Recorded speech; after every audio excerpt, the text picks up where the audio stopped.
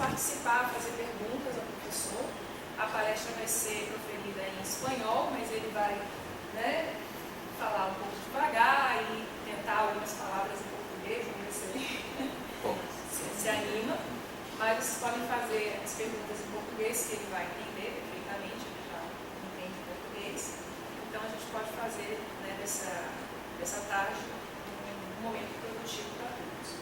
No próximo ano, já estou convidando o professor, né, que a gente faça esse curso já com um módulo um pouco mais detalhado e com mais horas-aulas, né, durante uma semana ou 3 dias, veremos com ele a disponibilidade, para que a gente faça realmente um curso com um módulo de implementação no laboratório de informática, que a gente possa implementar as redes complexas de fato.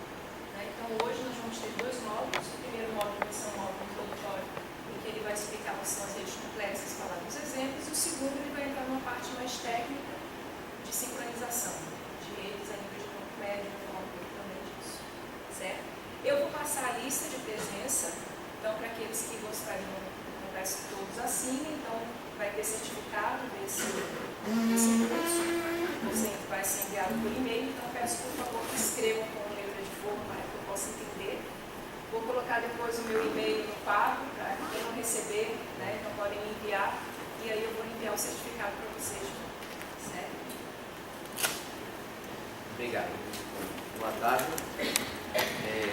Sí, ha sido un curso un poco apresurado y de hecho pues he aprovechado las 2 lecciones que normalmente imparto en la Universidad de Zaragoza a los alumnos de último año de física y primer año de máster. Y bueno, la primera presentación, la primera palestra es una introducción a la teoría de redes. Intentaré dejar claro por qué es importante el approach de redes complejas y también introducir una serie de medidas para caracterizar estas redes y una serie de modelos que se han introducido ya hace tiempo. Entonces, la ciencia de redes, bueno, ahora veremos un poco por qué es importante, pero bueno, la ciencia de redes se enmarca dentro de lo que serían los sistemas complejos, ¿de acuerdo? Sistemas complejos. Un sistema complejo se define como un sistema con muchos cuerpos, ¿de acuerdo? Lo que usualmente estudiaríamos en física estadística o en termodinámica, en la carrera de física, que dan lugar a comportamientos emergentes. Un comportamiento emergente, creo que todo el mundo sabe, es un comportamiento que no se puede explicar analizando las partículas o los individuos o componentes del sistema complejo de manera aislada, ya que las propiedades, simetrías que tienen estos sistemas dinámicos aislados no coinciden con las propiedades que tienen los fenómenos que se observan cuando todos estos componentes interactúan. De hecho, lo importante en un sistema complejo no son los componentes ni la descripción detallada de los componentes, sino la interacción entre los mismos, ¿de acuerdo? La ubicuidad de estos sistemas complejos lo hace muy atractivo para los físicos y matemáticos que nos hemos dedicado al estudio de estos sistemas. Ya veremos dónde, en qué campos de la física y fuera de la física se aplica esta nueva ciencia. De hecho, ahí tenemos una propuesta del año 70, es decir, esto no es una cosa nueva, donde se dice que hay un nacimiento de una nueva física, ¿no? Tradicionalmente los físicos se han ocupado de intentar descomponer la materia, descomponer las fuerzas y llegar a la teoría unificada de fuerzas, es decir, ver cuáles son las fuerzas fundamentales e intentar unificar de manera matemática estas fuerzas y también ver cuáles son los componentes básicos, los constituyentes básicos de la materia. Eso está muy bien, nos ha dado mucho conocimiento, pero hay muchos fenómenos, como decía antes, que no pueden explicarse simplemente analizando estos componentes. Entonces hay que hacer una nueva teoría que lo que intenta integrar son las interacciones entre estos componentes para explicar los comportamientos a nivel macro. La palabra macro aquí es lo importante. Entonces, bueno, como decía, la ciencia de los sistemas complejos, aunque está muy centrada en física y en matemáticas, ha invadido muchos campos científicos. Uno de los campos científicos, por ejemplo, la sociología. Los problemas de entender y explicar la cooperación o cómo una comunidad, una sociedad llega a un consenso cultural de aceptar ciertas normas, por ejemplo, o cómo un rumor se convierte en viral y se expande por toda una población, son problemas que a la sociología siempre le ha interesado, ¿de acuerdo? Y ahí es donde entran modelos matemáticos, modelos de física, para intentar explicar por qué de repente surge ese comportamiento macroscópico emergente y de repente un montón de personas que piensan diferentes, con diferentes atributos, etcétera, todos adoptan una manera de funcionar común. Otro ejemplo es biología.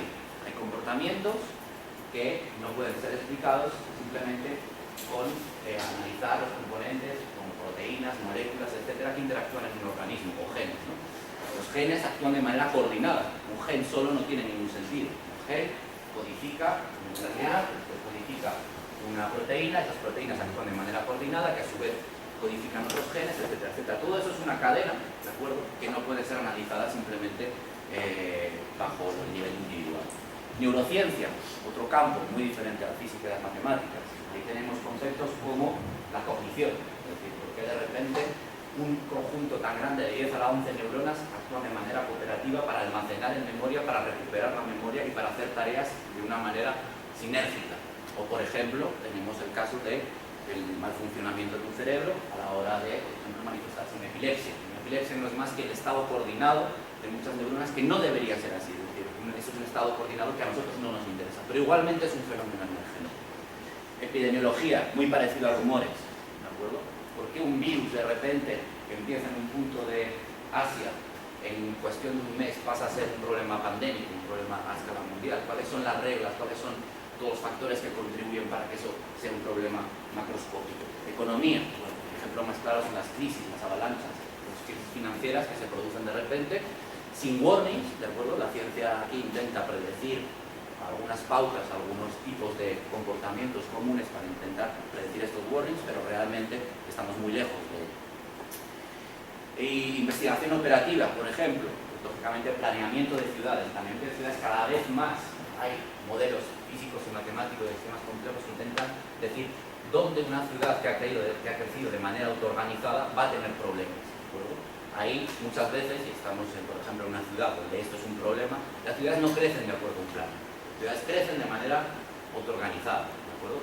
Y entonces tenemos que intentar abordar eso asumiendo que las reglas no las controlamos nosotros e intentar ver dónde va a ocurrir ciertos problemas como, por ejemplo, embotellamiento o problemas de limpieza, etcétera, o incluso enfermedades, ¿de acuerdo? Entonces, problemas de movilidad. Bueno, todos estos son campos, ¿de acuerdo?, que podríamos decir que han sido invadidos. ¿Invadidos por qué? Por una misma teoría, unas mismas herramientas que son las de la física de los sistemas complejos y que básicamente pues, se compone de, pues, podríamos decir, building blocks como la física estadística, la teoría de los fenómenos críticos, la dinámica no lineal, procesos estocásticos, teoría evolutiva de juegos y podríamos decir más, ¿de acuerdo? Todo esto son teorías, ¿de acuerdo?, que cuando son aplicadas a problemas particulares se convierte de algo en lo que es la ciencia en sistemas complejos.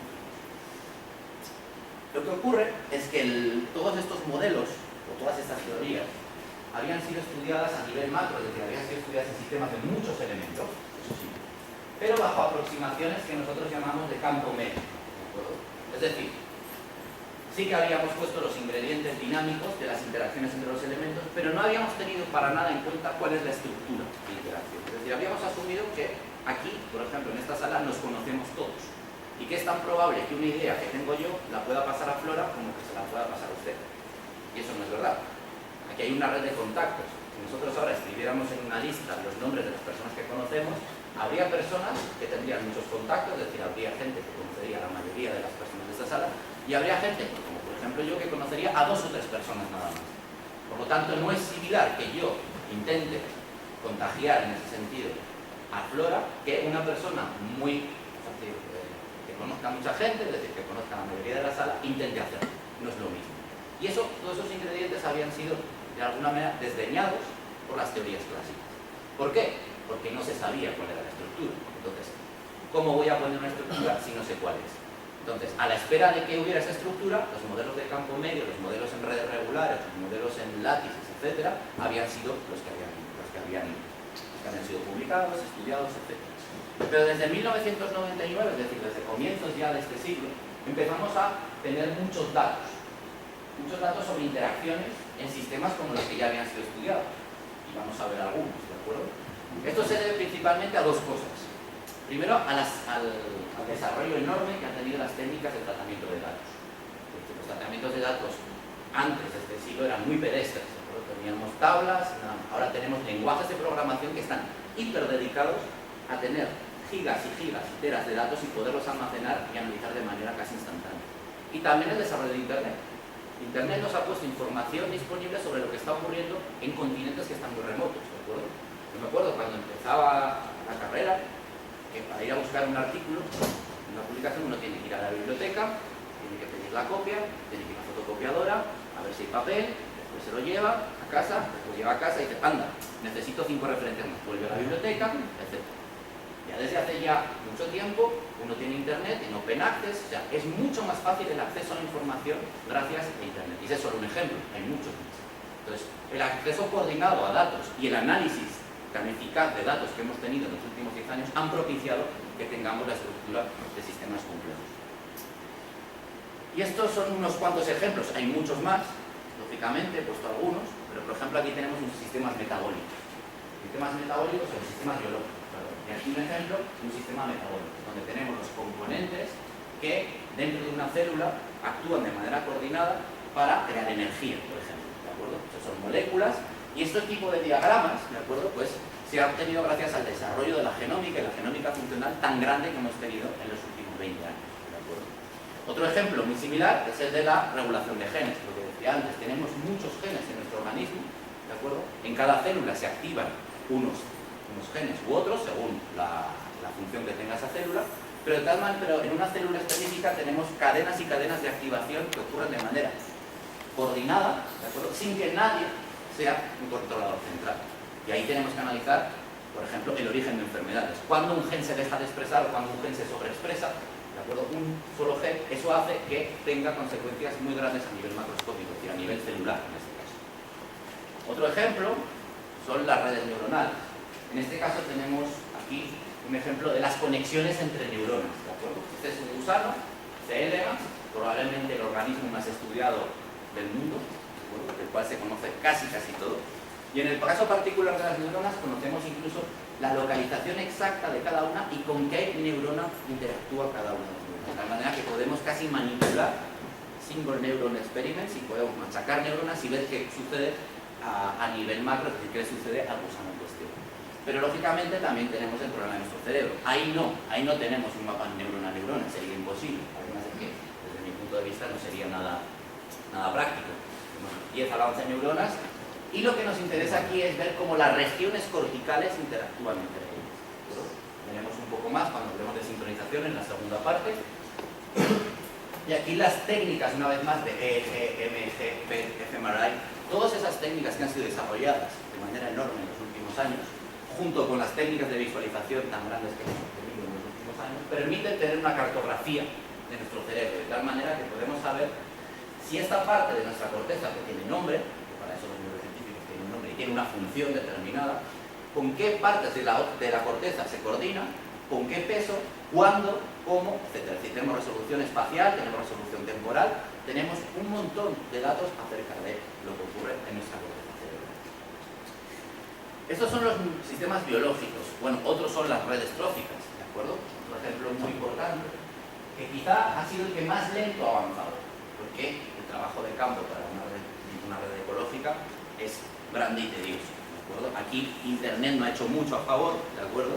Aquí la labor de campo de los biólogos es muy importante, pero digamos que se ha favorecido del approach que ha surgido a partir del estudio de otros sistemas como los que he mencionado antes, ¿de acuerdo? Pero aquí tenemos, por ejemplo, un conjunto de especies donde puede haber relaciones de mutualismo, relaciones tróficas, relaciones de favorecer o competir, etcétera, etcétera, ¿de acuerdo? Este es otro ejemplo más de un sistema biológico que se puede describir, o cuya estructura de interacciones, mejor dicho, se puede describir a partir de una red. Y bueno, pasamos a los sistemas tecnológicos. Decía que el avance de Internet había sido brutal, y bueno, aquí tenemos a los precursores del Internet, que fue ARPANET, son esas 3 personas que están ahí. Son las personas que crearon, ¿de acuerdo?, lo que hoy es en día la tecnología que nos conecta de un lado a otro del mundo en cuestión de una fracción de segundo.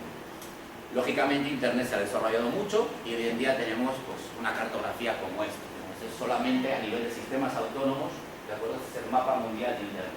Sistemas autónomos es un conjunto de routers, es decir, sería una escala mayor, ¿de acuerdo? Los routers serían los componentes, serían las neuronas de nuestro Internet, ¿de acuerdo? Que se comunican entre ellas.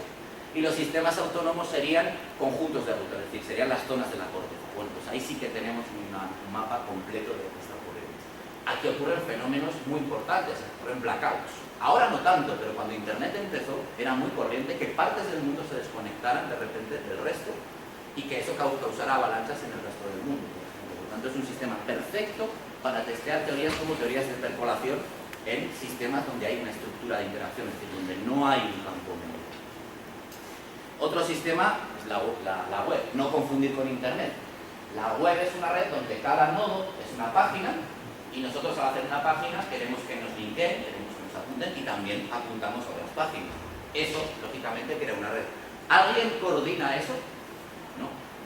Cuando nosotros hacemos una web, nadie nos dice, bueno, quizá algún amigo nos diga, oye, pon un link a mi página. Pero nadie nos dice, usted tiene que poner un link a esta página, esta página, esta página. No, lo hacemos todos de manera individual. Por lo tanto, es un sistema perfectamente autoorganizado, ¿de acuerdo? Y es un sistema perfecto para estudiar cómo la autoorganización da lugar a unos patrones estructurales que más adelante veremos. Otra vez, esta es una simplificación de la web. Esta es la web de verdad, ¿de acuerdo? Donde se pueden ver dominios, etc.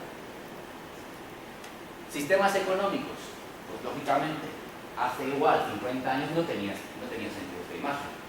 Había muy pocas relaciones comerciales entre países. Hoy en día, pues para bien o para mal, tenemos la globalización, ¿de acuerdo?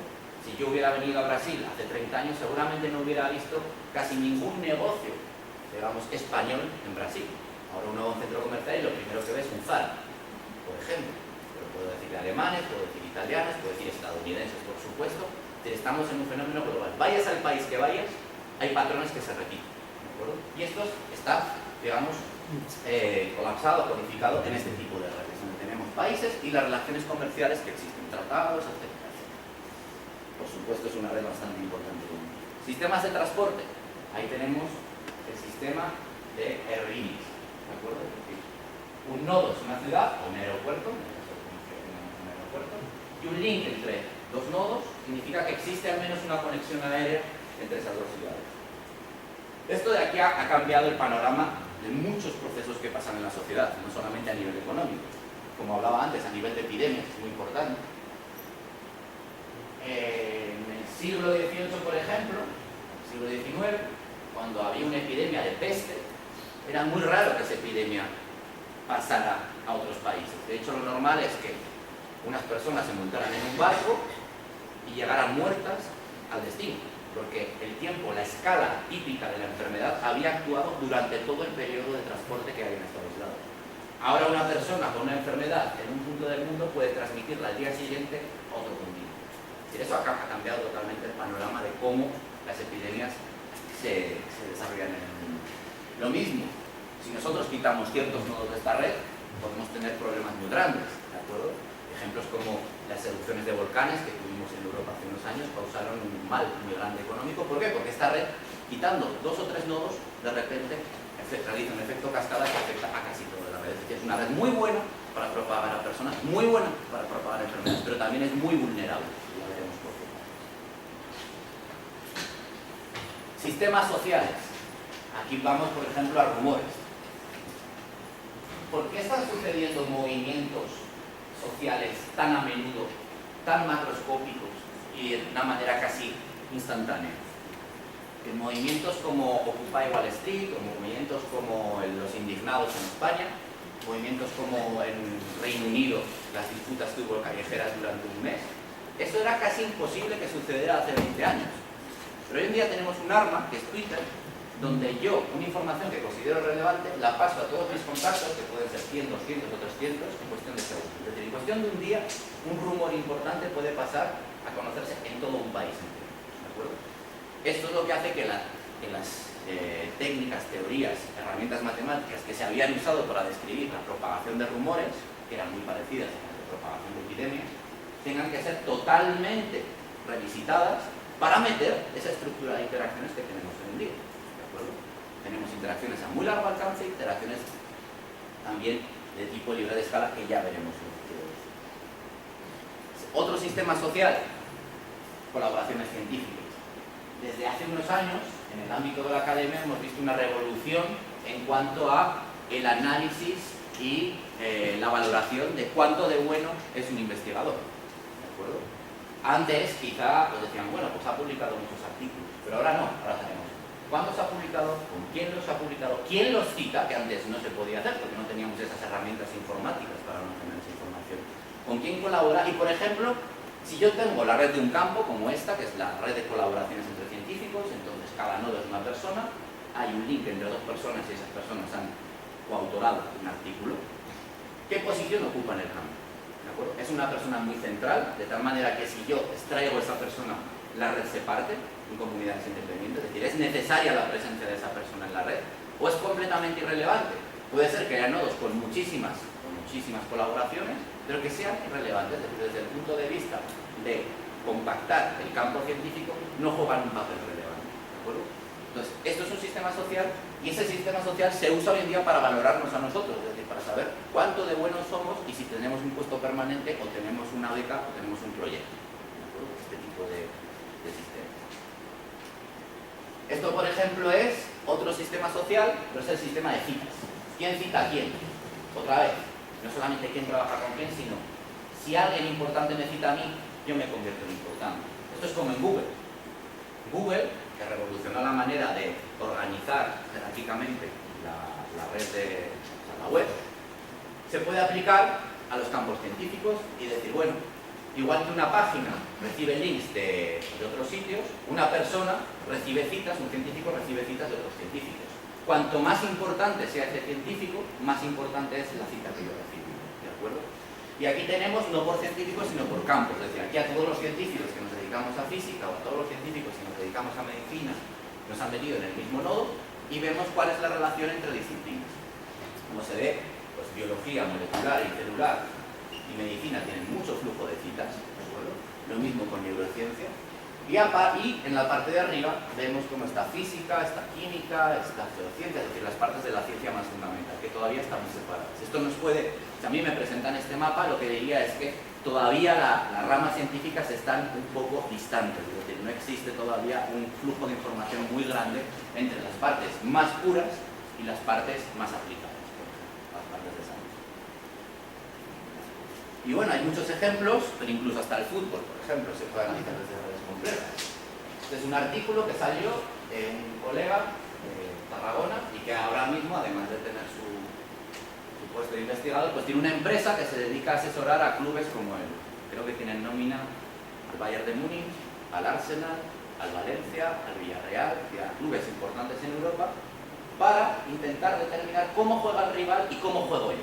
¿De acuerdo? Entonces visualizan los partidos de fútbol, ahí tenemos jugadores de un equipo y jugadores de otro, curiosamente está España en los tres, porque España ganó la Eurocopa, este artículo es del 2008, tiempo.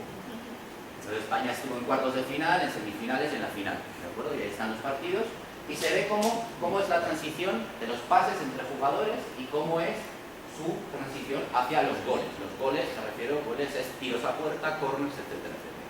Y a partir de ahí uno puede estimar qué jugadores son más relevantes o qué parejas de jugadores son más relevantes o cómo hacer daño a un equipo contrario. Y bueno, pues le debe funcionar porque si esa empresa la fundó en 2010, que fue cuando este artículo, y hasta hoy todavía sigue teniendo dinero, pues eso quiere decir que los clubes deben estar contentos de la información que hay.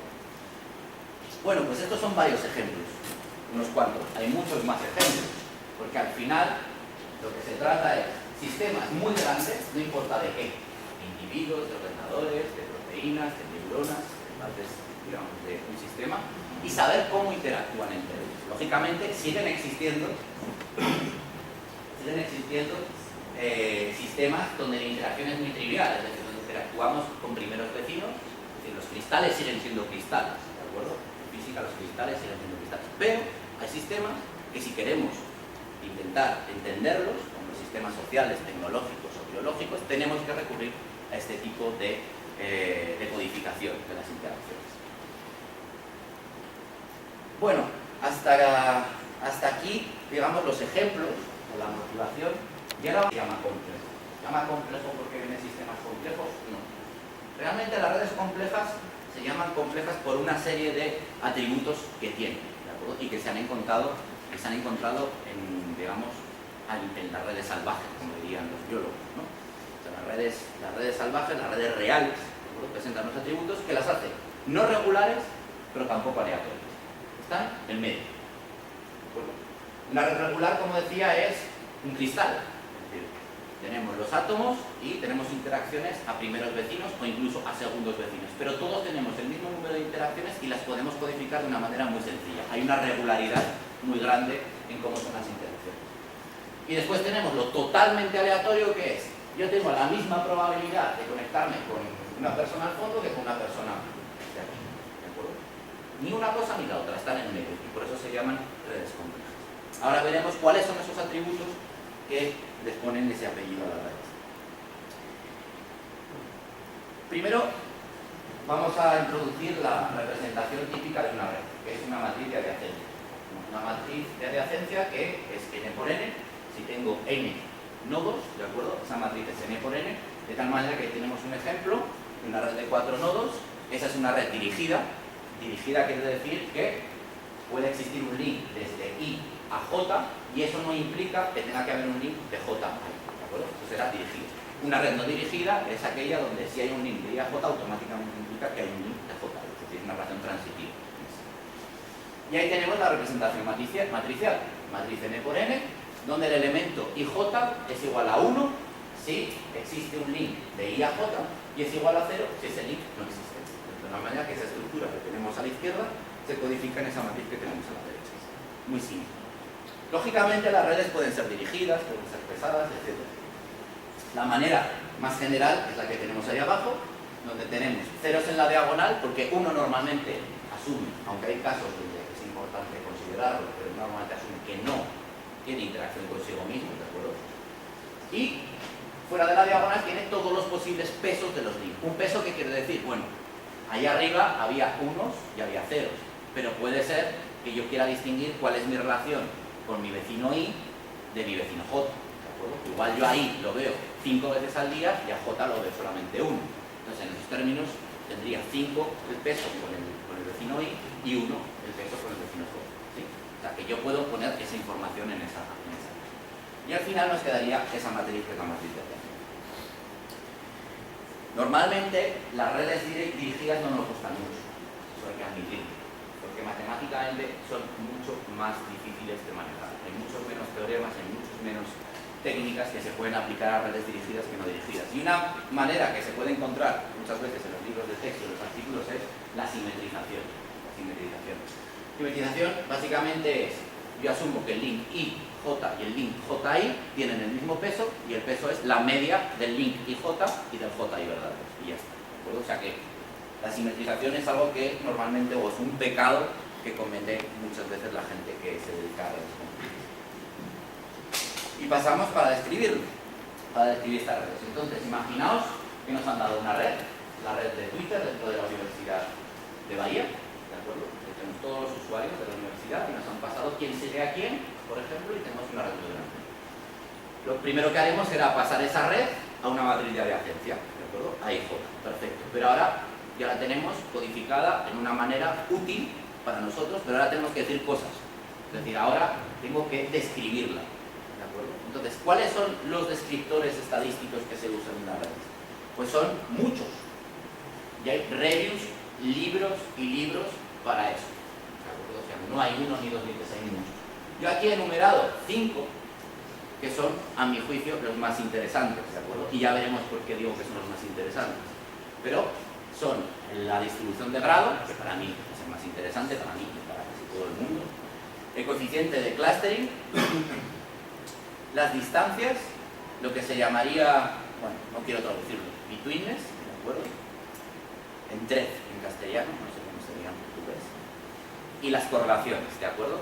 Betweenness y distancias están muy relacionados, con lo cual casi es lo mismo. O sea que hay 4 conceptos realmente. La distribución de grado fue lo primero que se estudió al tener redes reales y lo que nos dio la pista de que algo estaba pasando ahí.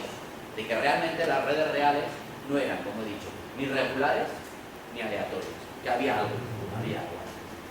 Y la distribución de grado no es más que medir la probabilidad de que si yo meto la mano en mi red y saco un nodo al azar, ese nodo esté conectado con K vecinos, ¿de acuerdo? Entonces, si yo voy nodo por nodo y miro las conexiones, puedo hacer un histograma. Puedo decir, ¿cuántos nodos de mi red tienen conexión con una sola persona? Tantos. ¿Cuántos nodos tienen con dos? Tantos. ¿Cuántos nodos tienen con tres? Tantos. Divido esos números para el número total de nodos y ya tengo la probabilidad que yo estaba buscando, ¿de acuerdo? Y esa probabilidad normalmente se llama PDK, la P, en mayúscula. Y bueno, PDK puede ser de muchas maneras. Lo que uno habría esperado, según la teoría de grafos clásica, ¿de acuerdo?, es que más o menos todo el mundo tuviera la misma conectividad, ¿de acuerdo?, el mismo grado, ¿vale? Grado, conectividad, número de vecinos, es lo mismo, ¿vale? Que lógicamente no todos tuviéramos la misma, pero que hubiera una pequeña fluctuación alrededor de la media, que sería lo correspondiente a una red aleatoria, como la que tenemos a la izquierda. La red aleatoria, que ya veremos cómo se genera después, tiene esa distribución PDK que veis ahí abajo, que es una poissoniana, ¿de acuerdo? Tiene una media bien definida y hay una pequeña desviación, de tal manera que hay gente que se conecta con más gente que la media y gente que se conecta con menos gente de la media, pero ese número, esa desviación no es muy grande. Y después tenemos esas otras redes de las cuales no he hablado hasta ahora, que van a ser recurrentes, porque si vosotros cogéis un libro de redes complejas, van a ser recurrentes, que son las redes libres de escala. Ahora veremos por qué se dice libres de escala. Y esas redes libres de escala presentan un decaimiento potencial, ¿de acuerdo? Es decir, que si yo miro la PDK en estas redes, lo que me encuentro es que en la misma red conviven mucha gente de diferentes propiedades o diferentes conectividades. Es decir, tengo muchísima gente con poca conectividad.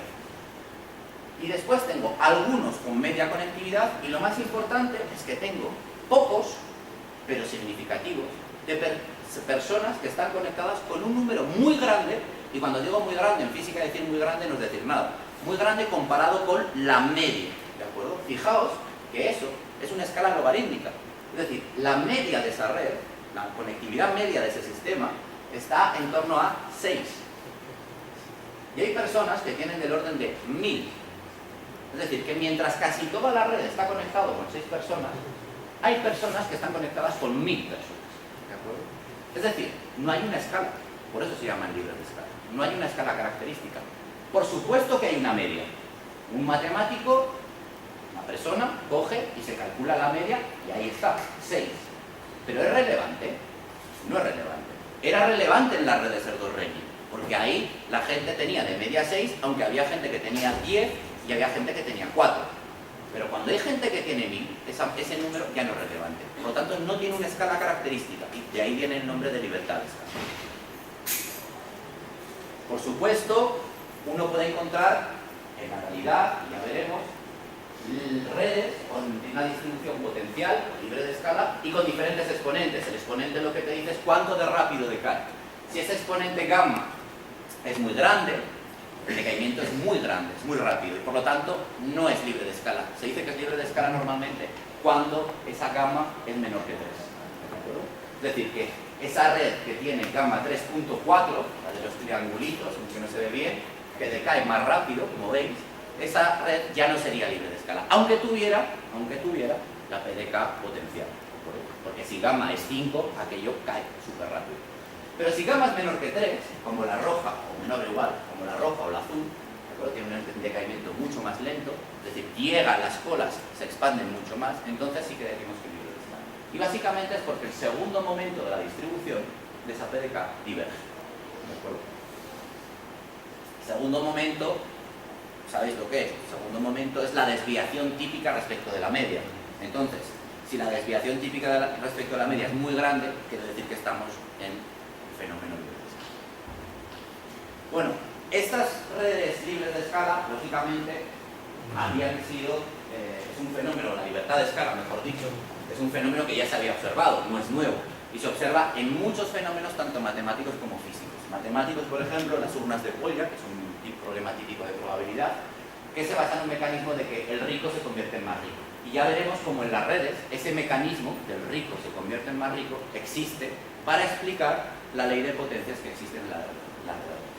Y en física aparece siempre en la teoría de fenómenos críticos, ¿de acuerdo? ¿Todo el mundo sabe aquí qué es una transición de fase?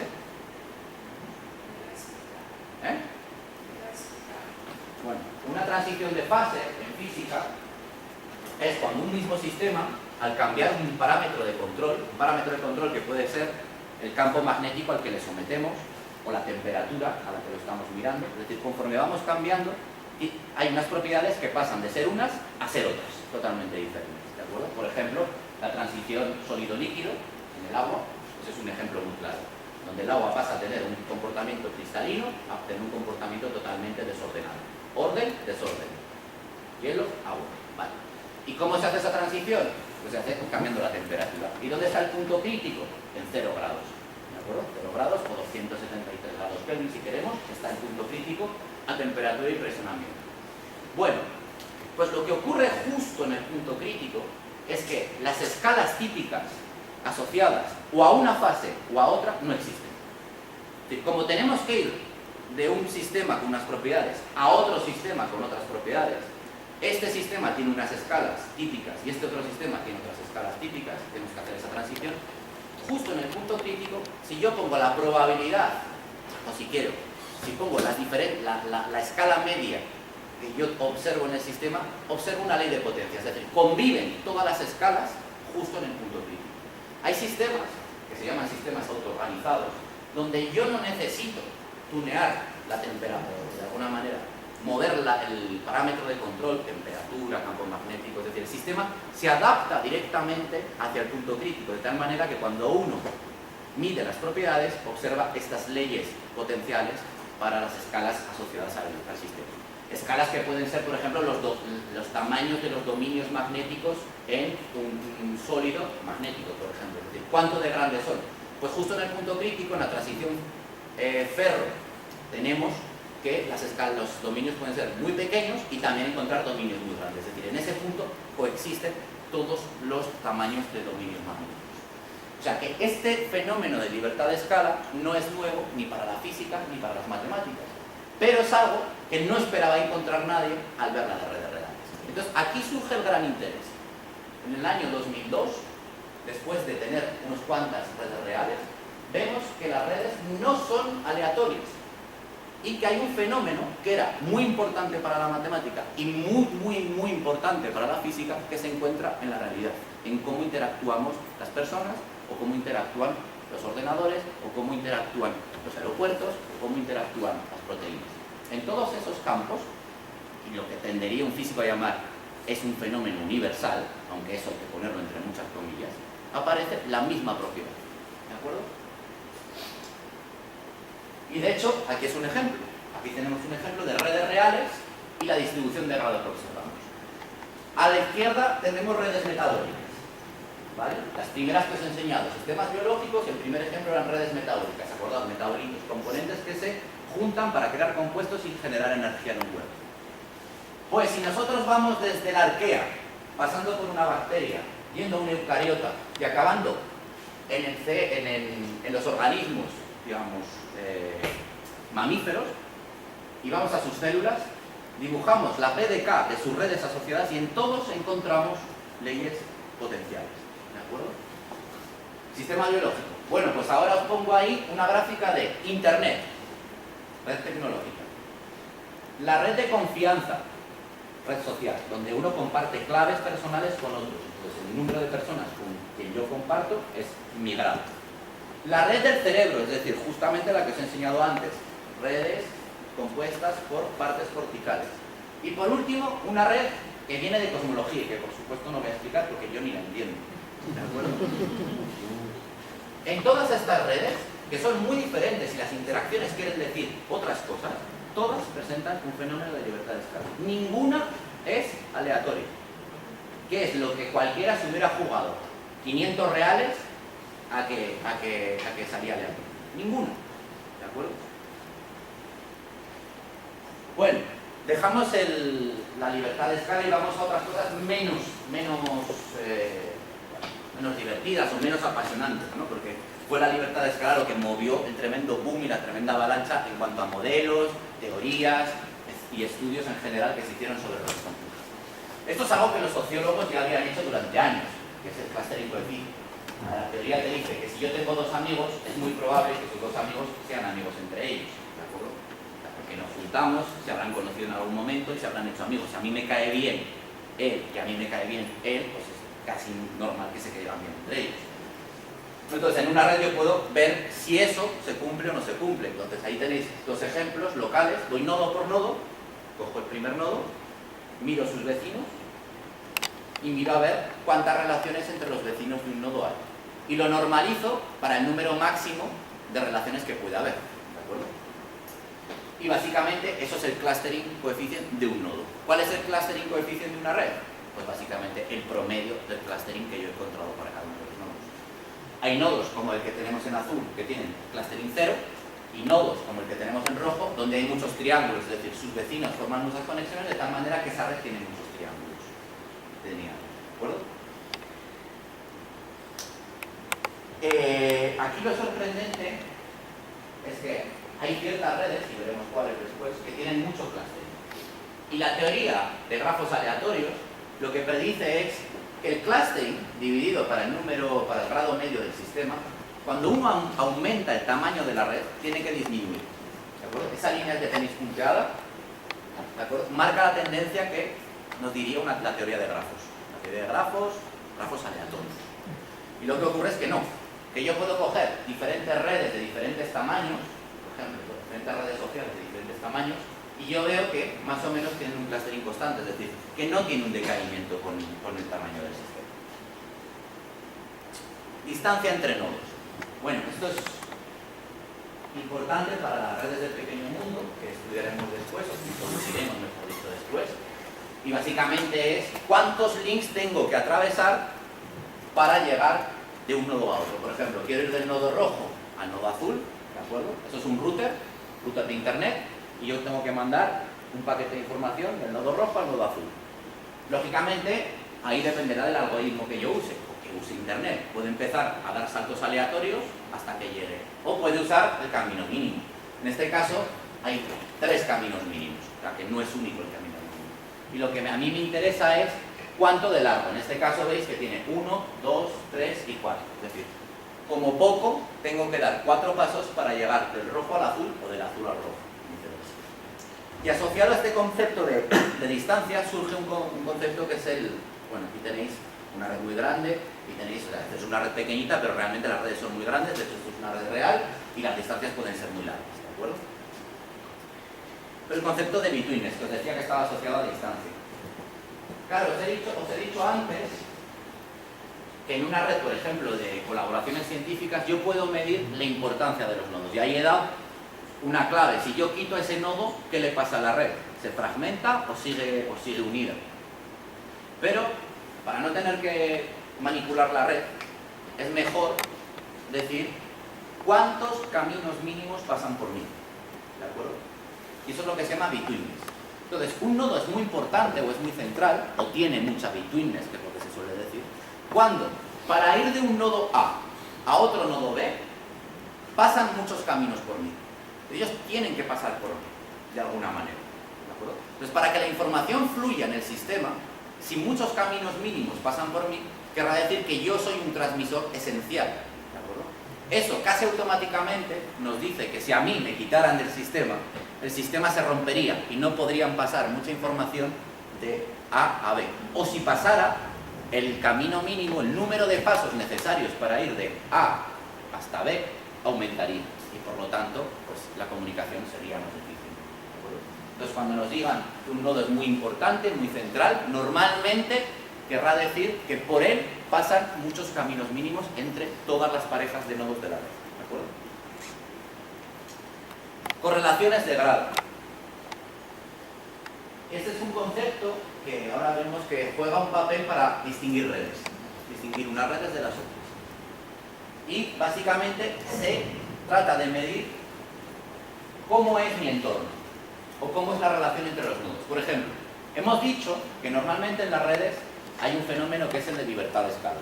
Es decir, que en esa red convive mucha gente conectada con poca gente y poca gente conectada con mucha gente. Vale.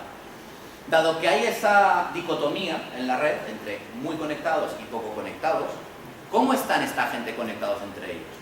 Los conectados, o sea, los poco conectados se conectan entre ellos, es decir, poco y los mucho, o generalmente es los mucho con los poco y, lógicamente, los poco con los mucho.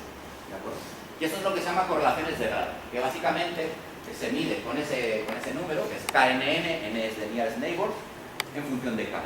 Que es una función que me dice, en función de mi conectividad, cuál es la conectividad media de mi vecindad. Es decir, yo tengo grado 3, estoy conectado a 3 vecinos, pero en promedio mis vecinos tienen grado 8. ¿De acuerdo? Eso querrá decir que seguramente la red es disasortativa, que ahora veremos. Porque normalmente este KNN de K que tenemos aquí sigue una ley también potencial, ¿vale? Igual que la P de K iba con K a la menos gamma, normalmente el KNN, las correlaciones, tiene una ley potencial. De tal manera que si ese exponente nu es negativo, ¿de acuerdo? Tenemos redes asortativas, ¿de acuerdo? Asortativas quiere decir que la conectividad media crece con el grado, ¿de acuerdo? Es decir, que los muy conectados están conectados con muy conectados y los poco conectados están conectados con poco conectados. Es decir, hay correlaciones que son positivas. Y si nu es positivo, KNN de K decae. Y eso quiere decir que los muy conectados están conectados con individuos poco conectados y los poco conectados, lógicamente, están conectados con individuos muy conectados. ¿De acuerdo? Entonces tenemos redes que pueden ser asortativas y disasortativas. ¿Y para qué haces esto? Bueno, pues porque en realidad las correlaciones existen y son fuertes. ¿De acuerdo? Porque lógicamente hay un caso intermedio, donde yo puedo dibujar KNN en función de K y me sale una distribución plana. Es decir, no hay ninguna tendencia, ¿de acuerdo? No hay ninguna tendencia de los muy conectados a conectarse con muy o poco conectados. Pero existen, las redes reales existen este tipo de correlaciones. Y de hecho es un problema en el modelo. De hecho aquí tenéis una tabla, no se ve muy bien. La primera parte, las primeras columnas, las primeras filas, perdón, son redes sociales. El segundo bloque de filas son redes tecnológicas y el último bloque de filas son redes biológicas. En las biológicas tenéis interacción de proteínas, redes metabólicas, red neural, red trófica y otra red trófica, es decir, dos redes tróficas. En las tecnológicas tenemos la Power Grid, una red eléctrica, Internet, la web y una red de dependencias entre software.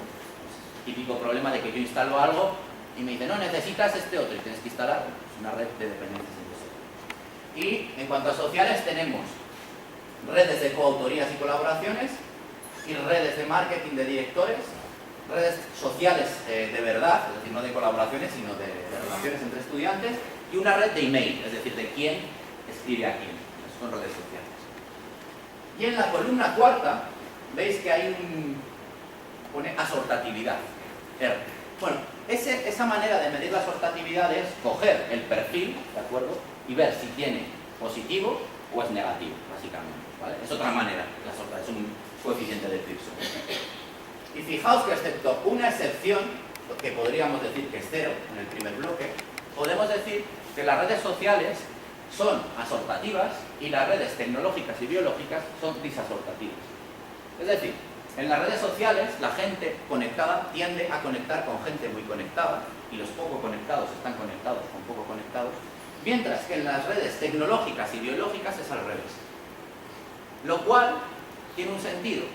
Las redes biológicas fueron diseñadas de manera natural y las redes tecnológicas fueron diseñadas de manera no tan natural, pero al final han evolucionado de manera casi autoorganizada. Y una manera muy buena de protegerse de los ataques es que los nodos importantes no estén juntos. ¿De acuerdo?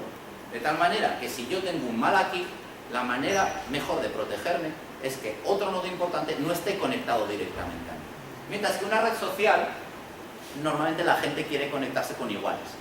Y la gente muy conectada o muy popular, normalmente al final acaba siendo también vecino de gente muy popular. ¿De acuerdo? O sea que se entiende eso, tanto a nivel científico como a nivel personal. Eso ocurre en niveles sociales. Entonces, como veis, podríamos decir que las redes reales en diferentes ámbitos tienen un mismo fenómeno, que son libres de escala, lo cual, como digo, fue shock para la gente que había estudiado teoría de grafos y shock para la gente que había estudiado modelos de campo medio en sistemas sociales, biológicos, tecnológicos, etcétera, y que de repente vio como que los patrones de interacción no eran para nada de acuerdo con lo que ellos habían asumido. Pero además de que todos son así, tenemos como dos tipos: asortatividad, social y disasortatividad en modelos de tecnología y biología. Aquí tenemos otra tabla más grande, social, information, tecnología y biología. Y aquí tenemos también el clustering. Y bueno, hay otra característica de las redes sociales, que es que además de tener asortatividad positiva, tienen un alto valor del clustering. Como veis, para tecnología y biología, que son las de abajo, y las he puesto también en rojo, el valor del clustering es muy pequeño. ¿De acuerdo? Mientras que para las redes sociales el valor del clustering tiende a ser muy alto. ¿De acuerdo? Del orden de mayor de 0,1. 0,1 es un valor de clustering muy alto. Y bueno, hasta aquí, digamos, la introducción a los descriptores estadísticos, ¿de acuerdo? Ahora pasaríamos a la parte de modelización. Pero si hay alguna duda, yo prefiero que sea aquí ahora, porque ahora viene una parte totalmente diferente. ¿Alguna duda? ¿Pregunta? No, aún queda, ya lo sé. ¿Alguna pregunta más? ¿No? Uma pergunta. Eu não entendi claramente como é que são estabelecidas as relações. Se elas são definidas, ou seja, existe um modelo determinístico para as relações, ou a gente pode estabelecer relações estatísticas para formar rede. Para formar las redes. A rede tem que ser determinística. Por exemplo, eu tenho relação com essas 3 pessoas, mas com aquelas não. Ou eu posso, através de alguma propriedade, avaliar se eu tenho algum tipo de conexão com essas pessoas. Sí, puedes poner pesos. Sí, o sea, tú puedes... Cuando tienes una red, nadie te dice cómo están definidos los links. Tú lo defines, según los datos que tú tienes. Todos querríamos que tuviéramos redes dirigidas y pesadas, pero no es así. Entonces, si tú tienes más información, más allá del hecho de estoy o no, entonces tú lo que haces es asignar un peso. Ese peso puede ser probabilidad. Entonces estaríamos hablando de redes que se llaman anil, ¿de acuerdo? Donde tú tienes una probabilidad no nula de interactuar con todo el mundo, pero hay más probabilidad con ciertas personas que con otras. Y ese tipo de redes también pueden ser scale free, también pueden ser libres de escala. Ahí tendríamos en cuenta los pesos, ¿de acuerdo? Pero eso es según la información que tú tengas. Más información de una calidad, menos información de otra calidad, ¿de acuerdo? Pero las redes reales, por ejemplo, en la red eléctrica, una subestación está conectada a otra, sí o no.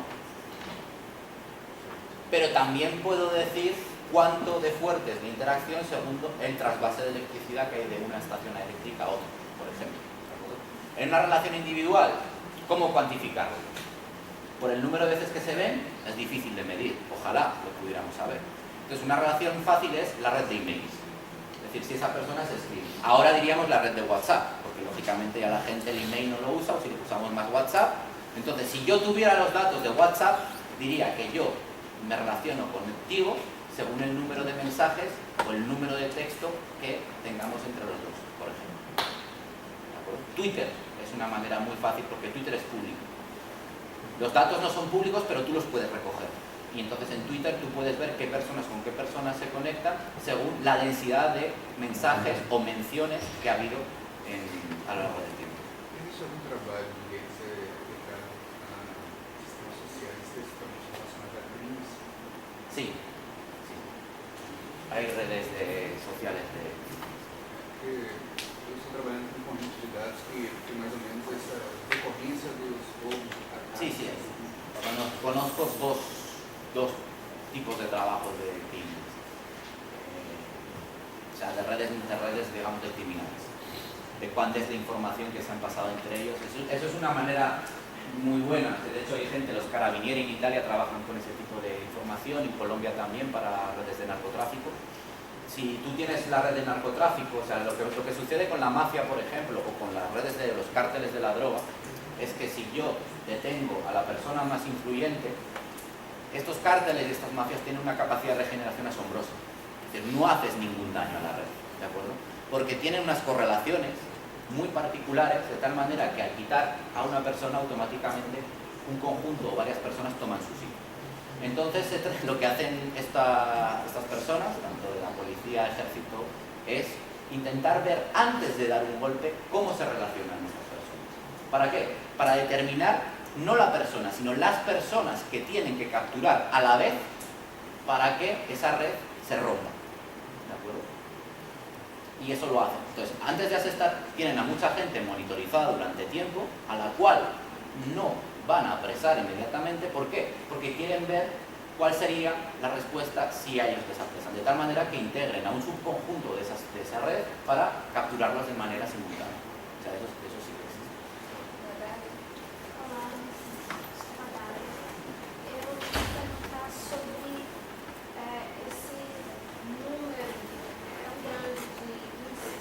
¿De? Oyentes.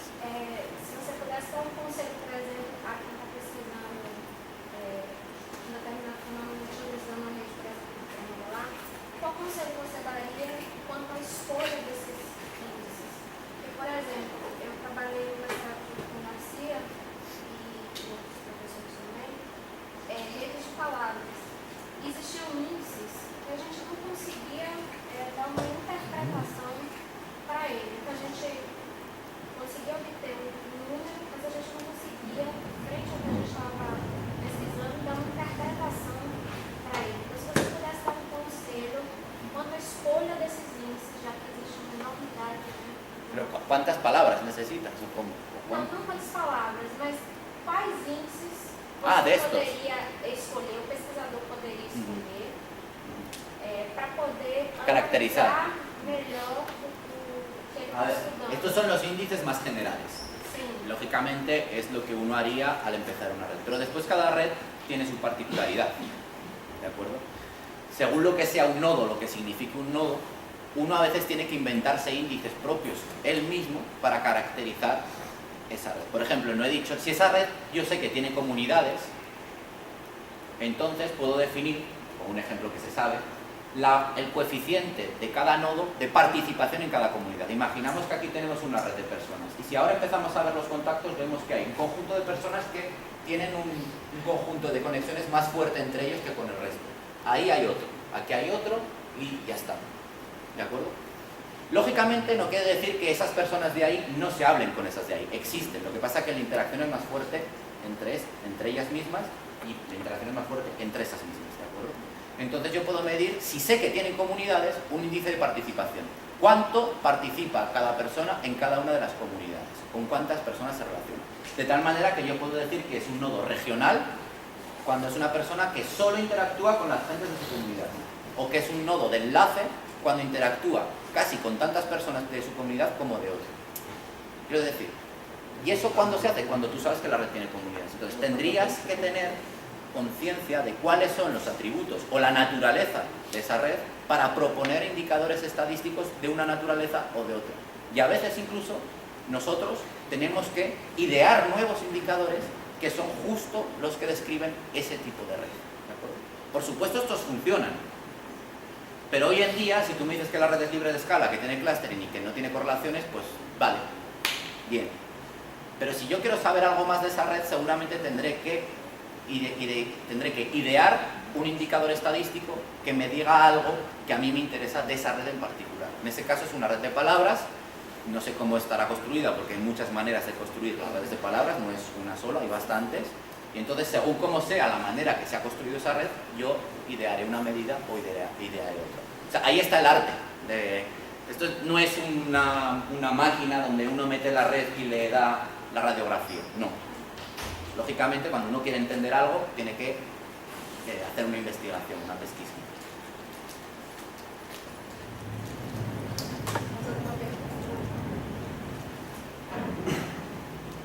¿Ya? Bueno, pues seguimos con esta parte. Esta parte es un poco más pesada, entonces la voy a hacer más liviana porque además, que sí, me quedan un cuarto de hora, ¿no? Vale. Entonces la voy a hacer muy rapidito. Ya sabemos que casi todas son libres de escala, que tienen mucho clustering, las sociales, las otras no tienen tanto, que hay redes asociativas, que hay redes... Bien. Pero yo ahora quiero entender cómo esas redes se han construido, o de dónde partieron esas redes. La idea es entender su origen, ¿de acuerdo? Y también la idea, por una parte, es entender su origen, pero también es disponer de redes con características que yo pueda controlar. De tal manera que si digo, vale, las redes son libres de escala, muy bien. Pero tengo 5 redes libres de escala, una tiene 100 nodos, otra tiene 5000, una tiene clustering, otra no tiene clustering. Entonces, si yo quiero, por ejemplo, ver cuál es la robustez en las redes libres de escala, lo que no puedo hacer es un estudio con redes que son diferentes. Tendré que tener una familia de redes que todas tengan la misma característica, que todas sean libres de escala con el mismo valor del exponente gamma, 3 por ejemplo, o 2.8, tener una familia grande de redes donde yo pueda identificar qué es lo que ocurre cuando meto un proceso dinámico en esa red y lo dejo evolucionar, por ejemplo. Entonces, ahí yo no puedo usar redes reales, tengo que hacer mis redes. Entonces, por una parte, queremos entender el origen de las redes reales y por otra parte queremos tener redes sintéticas para nosotros usar, ¿de acuerdo? Y esa es la motivación de tener modelos para redes complejas. Entonces, hay tres modelos. Los dos primeros, bueno, el primero es el modelo típico de teoría de grafos que ya hemos dicho que no sirve para nada. Es decir, está muy bien para comparar. Está muy bien para comparar. O sea, si yo quiero saber cuánto de importante es tener una sincronización en una red libre de escala, lo tendré que comparar con cómo es la sincronización cuando no hay una libertad de escala, ¿no? Si no, pues tendré 0,5. 0,5 es mucho, es poco, pues tendré que tener un modelo nulo, ¿de acuerdo? Y muchas veces, aunque el modelo Erdős-Rényi no sirva para capturar lo que ocurre en la naturaleza, o en la sociedad, o en la tecnología, sí que está bien para tenerlo como modelo de base, ¿de acuerdo? Modelo de Watt-Stroga, muy famoso, pero a mi juicio no es muy útil, ¿de acuerdo? Porque tiene unas propiedades que tampoco se presentan mucho en la naturaleza, excepto en varias redes, como las redes, por ejemplo, cerebrales.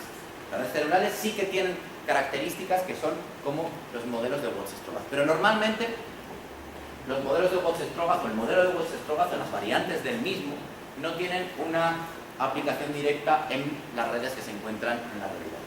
Y por último, el modelo quizá más famoso, que es el de Barabasi-Albert, que es un modelo mínimo que desde luego no explica todo, como ya veremos, pero que fue el primero que intentó dar una manera dinámica, un origen dinámico al hecho de que las redes tengan la libertad de escala, ¿de acuerdo? O sea que esas son las tres piezas fundamentales que yo considero que hay que entender. Entonces, vamos a distinguir dos tipos, las redes de lo que se llama equilibrio y las redes de no equilibrio, ¿vale? Los dos primeros modelos serán redes de equilibrio y el último, el de Barabasi-Albert, serán redes de no equilibrio. Unas redes con equilibrio, normalmente lo que tenemos en esta visión es que el número de nodos está fijado, ¿vale? O sea, yo voy a hacer una red y ya sé que va a tener 100 nodos y los tengo ahí en la pared, los 100 nodos. Y lo que hacemos es empezar a conectar aleatoriamente los nodos entre ellos mismos. Aleatoriamente o siguiendo una probabilidad que yo haya puesto, y eso es un modelo que se llama configuracional y que no vamos a ver, ¿de acuerdo? Entonces, esto es importante. Aquí es donde viene el sentido de mecánica estadística y lo que es un macroestado y un microestado. ¿De acuerdo? ¿Sabemos toda la diferencia entre microestado y macroestado? No. Es muy fácil. Es muy fácil. Si yo tengo una botella con agua, ¿de acuerdo? Esa botella tiene una temperatura, un volumen y una presión. Vamos a decirlo así. Y yo le hago una foto ahora a la botella. Y le hago una foto dentro de 5 segundos a la botella. ¿Veis lo mismo, no? Es lo mismo. La presión, la temperatura y el volumen de la botella en ese tiempo es igual al del otro tiempo. Pero dentro las moléculas no están paradas, están moviéndose, están chocando con la pared. Entonces, microscópicamente, el estado de esa botella en un tiempo es totalmente diferente al estado de la botella en el otro. Entonces, son dos microestados diferentes que dan lugar a un macroestado idéntico. ¿De acuerdo? Macroestado será cuando macroestado viene caracterizado por variables macroscópicas: temperatura, volumen y presión. ¿De acuerdo? Por ejemplo, hay más. Y microestado vendría por la posición y velocidad de las partículas, ¿vale? Bueno, pues aquí pasa lo mismo. Si yo tengo una red y yo digo, esta red tiene n nodos y tiene, por ejemplo, tiene 800 nodos y tiene 2000 links. Eso es la foto. Pero hay muchas redes que tienen 200 nodos y 8000 links y son diferentes. Es decir, si yo miro ahora quién está con quién en esa red, igual A está con H, y en esta red A no está con H, sino que está con Z, que no estaba ahí. Pero las dos redes siguen teniendo el mismo número de nodos y el mismo número de links. Pues es lo mismo, ¿de acuerdo? Entonces, si yo fijo el número de nodos y también fijo el número de links, entonces tengo un montón de grafos donde yo puedo elegir y que son compatibles con la restricción macroscópica que yo he puesto. ¿De acuerdo? O sea, ese es el sentido estadístico de ensemble o de microestado, macroestado, etcétera, que usamos en física estadística. Bueno, el primer modelo que tiene que ver con esta visión fue propuesto por Erdős, un matemático megaproductivo, muy bueno, donde básicamente tenemos n nodos y n links, lo que decía, 200 nodos y 8000 links, ¿de acuerdo? Y tengo que generar un grafo. Bueno, puedo generar 1, puedo generar 2, puedo generar 3. De hecho, hay ese número combinatorio, n por n-1 dividido para 2, sobre n pequeño, donde n pequeño es el número de links, posibles grafos que son compatibles con la ligadura macroscópica de que haya n mayúscula nodos y n minúscula links, ¿de acuerdo? O sea, hay muchos, y cada uno es una realización. También hay una versión que es dinámica, donde yo tengo esos nodos, ¿de acuerdo? Los n, y ahora con una cierta probabilidad p voy cogiendo pareja por pareja, el 1 con el 2, el 1 con el 3, el 1 con el 4, hasta el 1 con el n, el 2 con el 3, el 2 con el 4, es decir, corro a todas las parejas y para cada pareja con cierta probabilidad p asigno un link que une esos dos nodos, ¿de acuerdo? En ese caso es idéntico a lo que había antes, ¿de acuerdo? Y de hecho, el grado medio, o el valor esperado para el número de links, es p por el número de parejas sorteadas, que es n sobre 2, n por n-1 dividido para 2. Y lo que tenemos es una probabilidad binomial para la distribución de grados, es decir, para el número de conexiones que tiene una persona. De hecho, aquí, si n es muy grande, tenemos una distribución que se llama poissoniana, donde tenemos esa p de k de aquí. La k decae muy rápidamente porque veis que hay un factorial en el denominador, ¿de acuerdo? Con lo cual, factorial sí, que todos sabemos que va muy rapidísimamente hacia cero. Y de hecho, pues la pinta que tiene es esa, ¿de acuerdo? Es decir, que si nosotros cogemos un montón de bolas, un montón de nodos, y empezamos con cierta probabilidad a asignar links entre ellos, o tenemos n bolas y escogemos entre todos los grafos que tienen n bolas y n pequeño links, lo que tendremos son una distribución de probabilidad de tipo Poisson, donde existe un grado medio bien definido y hay una cierta dispersión en torno a la media, nada más. ¿De acuerdo? Lo que ocurre en estas redes es que hay una característica que sí nos satisface, y es que la longitud media entre los nodos, ¿de acuerdo? Lo que se llama el diámetro de la red, ¿de acuerdo? Decae logarítmicamente con el tamaño del sistema. Es decir, decae muy lentamente. Un decaimiento logarítmico es un decaimiento muy lentamente, muy lento. Mucho más lento que lineal. Y eso, de alguna manera, coincide con el efecto de pequeño mundo. Es decir, que aquí ya tenemos pequeño mundo. Al contrario de lo que la gente dice, estas redes ya tienen pequeño mundo. Lo que no tienen es nada de clustering. Como hemos dicho antes, la teoría de grafos predice que las redes aleatorias, el clustering, decae con el tamaño del sistema. ¿Os acordáis de esa transparencia? Pues la vuelvo a poner. Esto es lo que está prediciendo, lo que predice el modelo de Erdős-Rényi para el clustering en función del tamaño. Un decaimiento con él, mientras que las redes reales lo que se observa es que el clustering más o menos permanece constante independientemente del tamaño que yo tenga. Modelo de Wasserström. Modelo de Wasserström es el modelo de pequeño mundo, ¿vale? Entonces, hemos dicho que las redes reales tienen pequeño mundo, clustering alto y libertad de escala, ¿de acuerdo? Las redes de Erdős-Rényi no tienen libertad de escala, no tienen clustering, y lo que sí que tienen es un pequeño mundo. Por eso digo que aquí hay una misunderstanding, por así decirlo, porque a estas redes se llaman de small world, de pequeño mundo, pero realmente las redes de Erdős-Rényi ya lo tienen. Lo que no tienen las de Erdős-Rényi es clustering, ¿de acuerdo? Entonces ellos lo que proponen es una idea muy simple, muy sexy, que es, partimos de unas redes que tienen alto clustering y muy alto diámetro. Es decir, no tienen pequeño mundo, pero tienen mucho clustering. Y vamos a acabar en unas redes, que son las redes aleatorias, las redes de Erdős-Rényi, que tienen pequeño mundo y no tienen clustering. Igual en este transcurso, en este recorrido, desde A hasta B, pasamos por un sitio donde tenemos alto clustering y pequeño mundo, que es lo que queremos. Y efectivamente, la manera que lo hicieron fue positiva. Es lo que os decía. En la naturaleza observamos pequeño mundo y un clustering muy alto, comparado con los grafos aleatorios. Entonces, proponemos un modelo que nos interpole e intentemos recuperar estas dos propiedades. Y el proceso es este, solo voy a explicar esto. partimos de una red que es una red regular, que es el anillo que tenéis todos en la izquierda, ¿de acuerdo? Donde tenemos que cada nodo está conectado con sus dos vecinos inmediatos y sus segundos vecinos. Es una red que tiene mucho clustering, ¿de acuerdo? Porque veis que ahí hay muchos triángulos, ¿de acuerdo? Mi vecino y mi segundo vecino estoy conectados entre ellos y también están conectados entre ellos, por lo tanto el clustering es muy alto. Pero claro, en este anillo, si yo quiero ir de un lado al otro del anillo, tengo que pasar por muchos nodos, ¿de acuerdo? Entonces lo que propusieron es, bueno, con cierta probabilidad P, que puede ser 0 o 1 o un caso intermedio, yo cojo uno de los links que hay ahí y lo quito.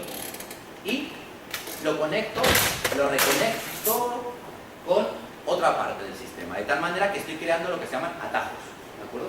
Es decir, paso de la imagen que tenemos en la izquierda a la imagen central. En la imagen central veis que casi todas las conexiones que había antes siguen estando, pero que unas poquitas han sido quitadas y han sido sustituidas por otras que conectan aleatoriamente con otro nodo al azar. Y normalmente no voy a volver a conectar con el vecino de al lado, conectaré con alguien que probablemente esté muy distante.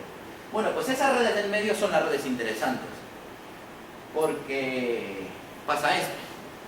Si yo en el eje X pongo P, ¿de acuerdo? Que es la probabilidad de hacer eso, probabilidad de reconexión. Y ahí, en el eje Y, tengo la longitud y el clustering. Hay una zona intermedia, que es la zona en amarillo, donde efectivamente el clustering es muy alto y la longitud ya ha bajado. Es decir, el clustering se ha conservado casi como en las redes iniciales, esas redes que teníamos regulares, y en cambio, la longitud ha decaído muy deprisa, tan pronto como empiezo a hacer una o dos reconexiones, ¿de acuerdo? Porque de repente, al hacer un shortcut, lo que hago es disminuir muchísimo la distancia media entre parejas de nodos. Pues este fue el resultado más importante. Lógicamente, en cuanto a la distribución de grado, no es satisfactorio. ¿Por qué?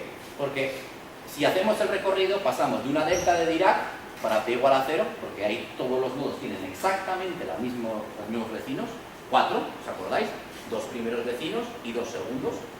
Y después nos movemos hacia algo que es poissoniano, es decir, que tenemos que con P interpolamos entre la delta de Dirac y una Poisson. Por lo tanto, no recuperamos la libertad de Dirac.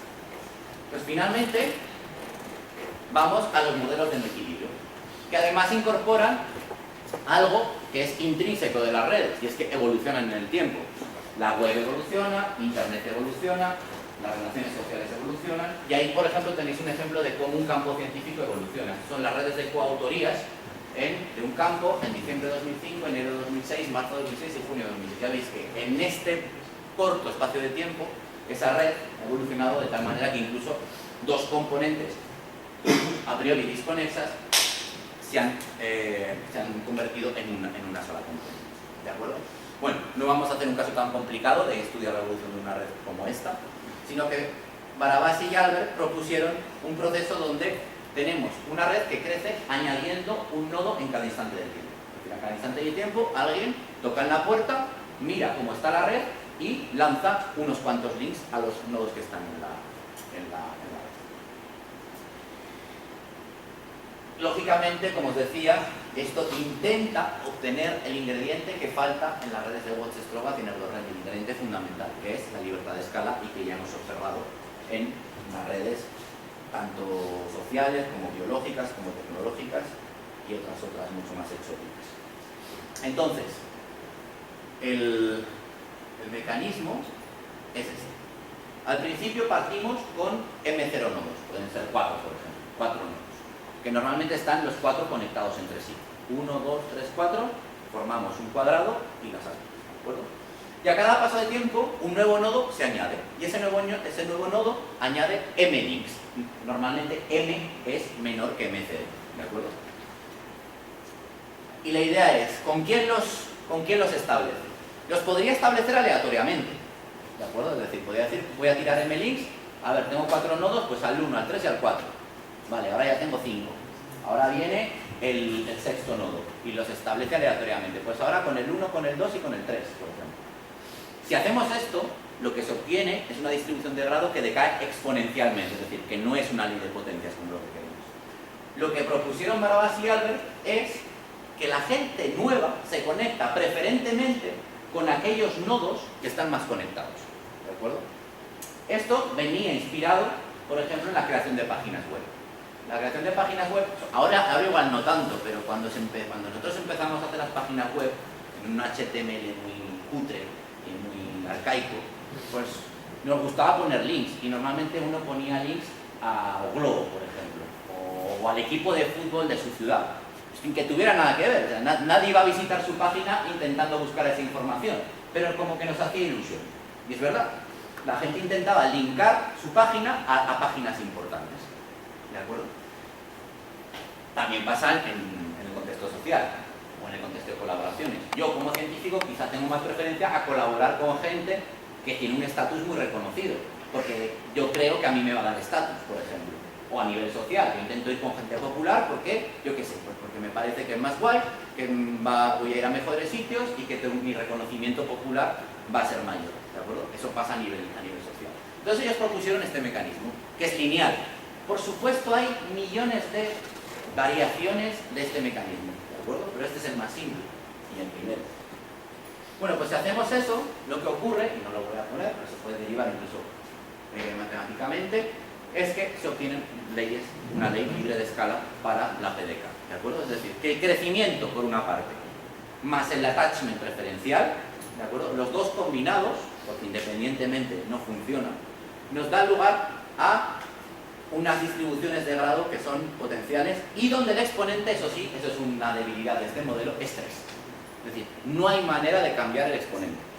Hay otros modelos diferentes al de Barabasi donde uno puede perfectamente tunear el exponente de manera que le dé 2,48, por ejemplo. Pero en el de Barabasi no. Uno puede cambiar el número de nodos iniciales. Uno puede cambiar, por ejemplo, el número de links que un nodo nuevo echa cada vez que se incorpora a la red, pero el invariante es 3. 3 va a ser siempre el exponente. Y bueno, aquí tenéis las simulaciones. De hecho, esa es exactamente la PDK que se obtiene, ¿de acuerdo? Lógicamente veis que va como K al cubo abajo.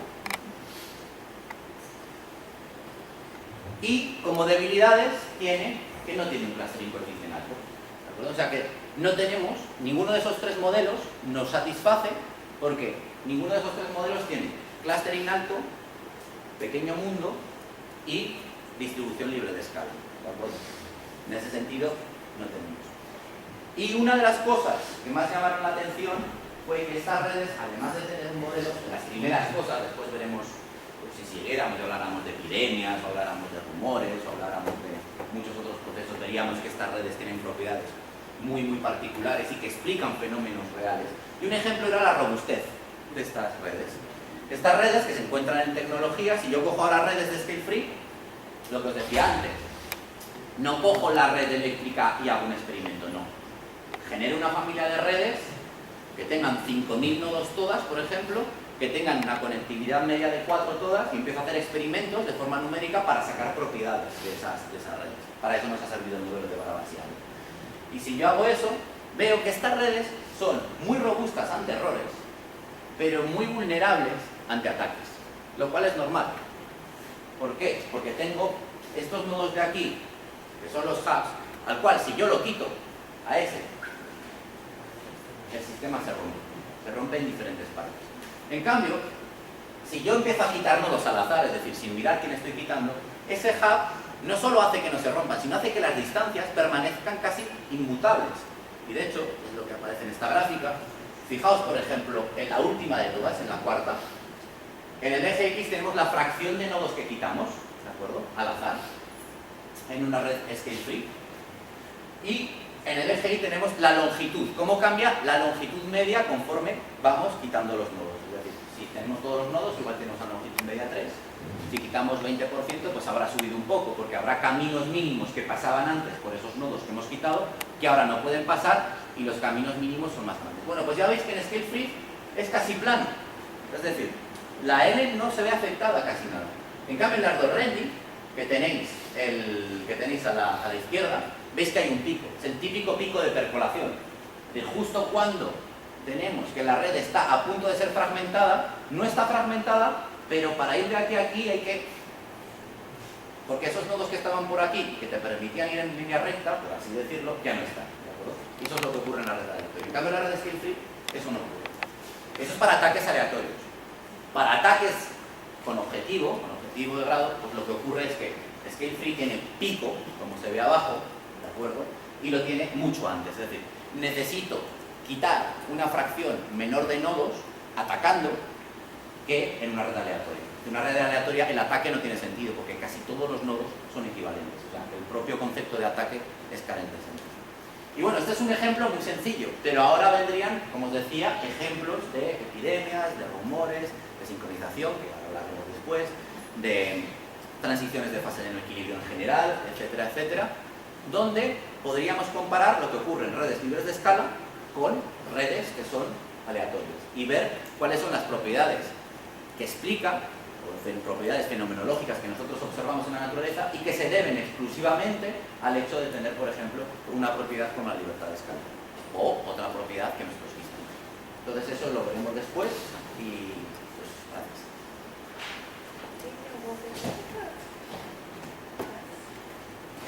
Vamos agradecer, terminamos aqui o primeiro módulo, que é o módulo introdutório de redes, então como vocês puderam ver, ainda tem muito, né, a ser falado, então esse curso tem que ser dado de uma forma mais pausada, tem que ser com tempo, né, uma carga horária maior, mas para que vocês tenham uma ideia, né, do que são as redes complexas, os exemplos, né, e um pouco da técnica também de como utilizar os índices e construção de redes.